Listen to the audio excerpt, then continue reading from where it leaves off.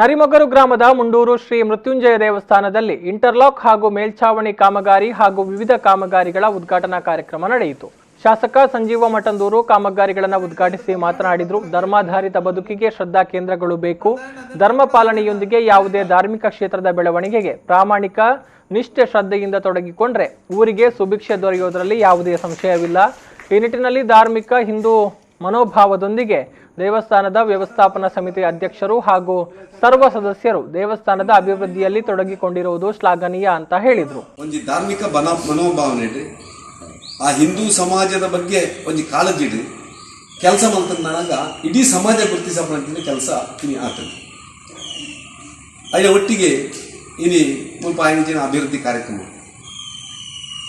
ಇನಿ ಬಾಕಿ ದೇವಸ್ಥಾನದಲ್ಲಿ ಆ ಒಂದು ಮೃತ್ಯುಂಜಯೇಶ್ವರ ದೇವಸ್ಥಾನ ಕೂತು ತೂತು ಬರ್ಪಂಚಿನ ಒಂದು ಕೆಲಸ ಎಲ್ಲ ಬಹುಶಃ ನಾನು ಬಗ್ಗೆ ಒಟ್ಟು ಆ ಒಂದು ಉಲ್ಲೇಖ ಮಾಡ್ತಂದು ಈ ಊರದ ಅಭಿವೃದ್ಧಿಗೆ ಈ ದೇವಸ್ಥಾನದ ಅಭಿವೃದ್ಧಿಗೆ 2 ವರ್ಷ ತುಂಬ ನಾನಾಗ ಬಹುಶಃ ಏನನ್ನು ಬತ್ತು ಮುಲ್ಪ ಈ ಮೃತ್ಯುಂಜಯ ಸ್ವಾಮಿ ಅಂತ ಅಭಿನಂದನೆ ಮಾಡ್ಕೊಂತೀನಿ ಸಂಘಟನೆ ಮಾಡ್ತೇವೆ. ಎಲ್ಲ ಧರ್ಮಾಧಾರಿತ ಬದುಕು ಇಂಚೊಂಡು ಅಂಚೆ ಧರ್ಮಾಧಾರಿತ ರಾಜಕಾರಣ ಮಾಡ್ಕೊಡ್ದು ನಾನು ಯೋಚನೆ ಮಾಡ್ತೀನಿ.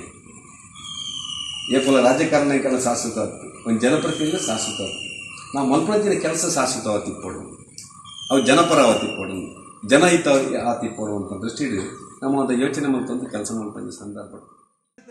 ಪುತ್ತೂರು ಶ್ರೀರಾಮಕೃಷ್ಣ ಪ್ರೌಢಶಾಲೆಯ ಸಂಚಾಲಕ ಕಾವು ಹೇಮನಾಥ ಶೆಟ್ಟಿ ಒಳಚರಂಡಿ ಕಾಮಗಾರಿಗೆ ತೆಂಗಿನಕಾಯಿ ಒಡೆಯುವ ಮೂಲಕ ಚಾಲನೆ ಕೊಟ್ಟರು.